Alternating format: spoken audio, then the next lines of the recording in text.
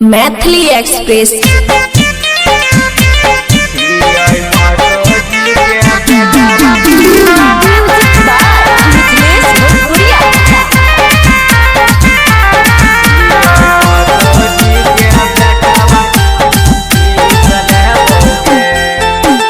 दस देबो 20 देबो 30 देबोगे।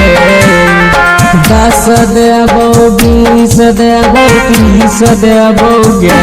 छियो मतो जी के बेटावा एगो 30 लेबोगे। छियो मतो जी के बेटावा एगो 30 लेबोगे। 10 देबो 20 देबो 30 देबोगे। 10 देबो 20 देबो 30 देबोगे। छिये यादव जी के बेटावा एगो 30 लेबोगे। छिये मतो जी के बेटावा एगो 30 लेबोगे।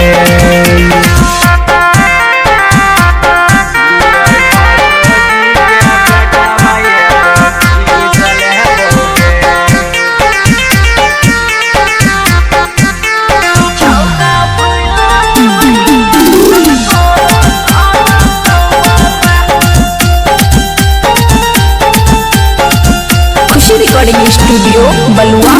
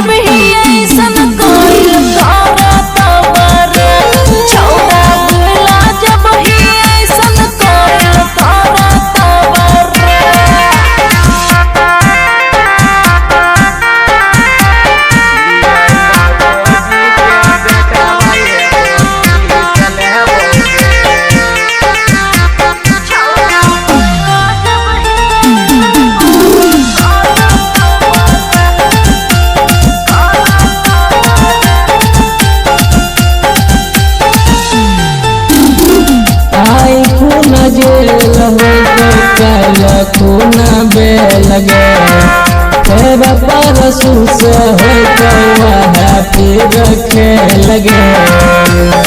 अच्छा तो बच रही है।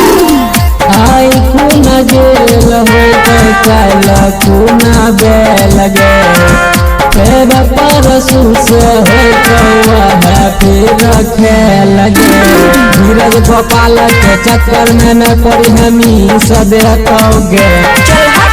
धीरज गोपाल के चक्कर में न पड़ी हमी सदेतोगे। छिये यादव जी के बेटावा एगो 30 लेबोगे। छिये मतो जी के बेटावा एगो 30 लेबोगे। तोराहन कते गले।